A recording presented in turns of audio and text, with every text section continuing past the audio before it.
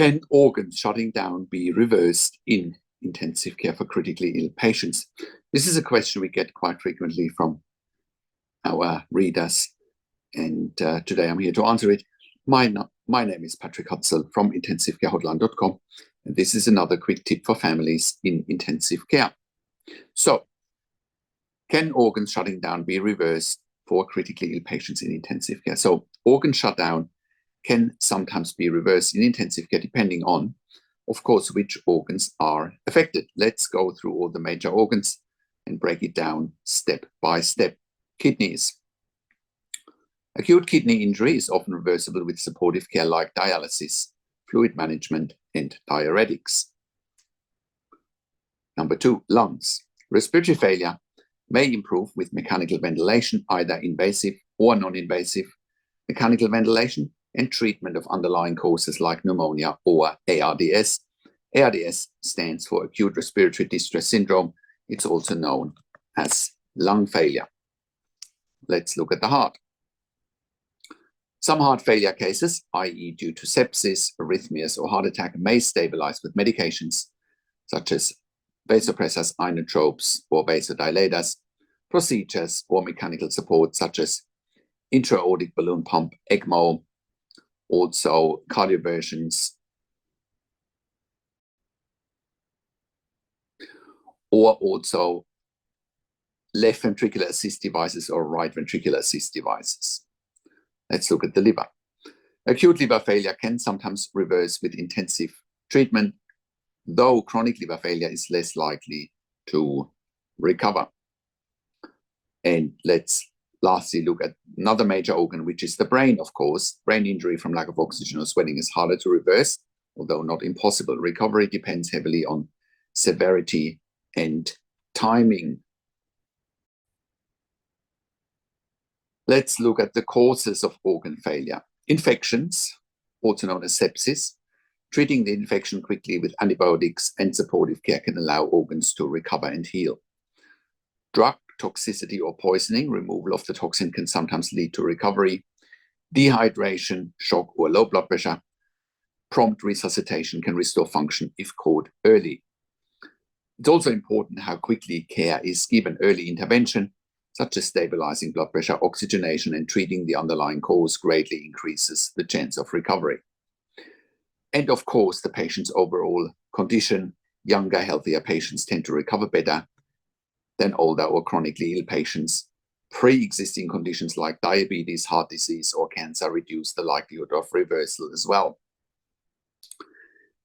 It's also important to know how long the organs have been failing for. If organs have been shut down for a prolonged period of time without response to interventions, recovery becomes less likely.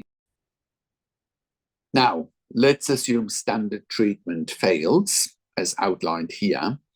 Another option is, of course, an organ transplant. You know, when you look at the list of organs, or major organs, I should say, kidneys, lungs, heart, liver, and brain. The kidneys, lungs, heart, liver, there's always the option of a transplant. The brain has not been transplanted yet. So there's that option. But, you know, it's not a straightforward process, and several boxes would need to be ticked, and often timing is of the essence here as well.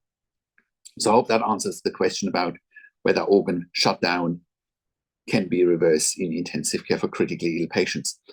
I have worked in critical care nursing for 25 years in 3 different countries, where I worked as a nurse manager for over 5 years, and I've been consulting and advocating for families in intensive care since 2013 here at intensivecarehotline.com, and I can very confidently say that we have saved many lives for our clients in intensive care. And you can verify that by looking at our testimonial section at intensivecarehotline.com, and you can verify that on our intensivecarehotline.com podcast section, where we have done client interviews, because our advice is absolutely life-changing, right? The advice and advocacy that we're providing is so life-changing that, like I said, we have saved many lives, and we're improving the lives of our clients and our members instantly, so that they can make informed decisions, have peace of mind, control, power and influence, making sure their loved ones get best care and treatment always. And that's why you can join a growing number of members and clients that we have helped over the years, once again, to improve their lives instantly, making sure they can make informed decisions, have peace of mind, control, power and influence, making sure their loved ones get best care and treatment always. And that's why I do one-on-one consulting and advocacy over the phone, Zoom, WhatsApp, whichever medium works best for you. And I talk to you and your families directly. I handhold you through this once-in-a-lifetime situation that you simply cannot afford to get wrong. And when I talk to you and your families directly, I also talk to doctors and nurses directly. And I ask all the questions that you haven't even considered asking, but must be asked when you have a loved one critically ill in intensive care. I talk to doctors and nurses directly, either one-on-one, or I have you on the phone with them, or I'll set you up with the right questions to ask. I also represent you in family meetings with intensive care teams so that you can have clinical advocacy and representation on the family meetings with intensive care teams. We also do medical record reviews in real time so that you can get a second opinion in real time. We also do medical record reviews after intensive care if you have unanswered questions, if you need closure, or if you are suspecting medical negligence. We also have a membership for families of critically ill patients in intensive care, and you can become a member if you go to intensivecarehotline.com, if you click on the membership link, or if you go to intensivecaresupport.org directly. In the membership, you have access to me and my team 24 hours a day in the membership area and via email, and we answer all questions intensive care related. In the membership, you also have exclusive access to 21 ebooks and 21 videos that I've personally written and recorded.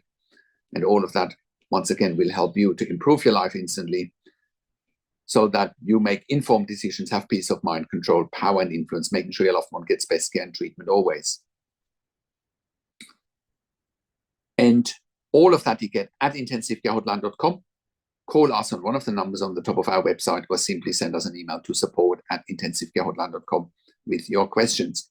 And if you like my videos, subscribe to my YouTube channel for regular updates for families in intensive care. Click the like button, click the notification bell, share the video with your friends and families. Comment below what you want to see next, what questions and insights you have from this video.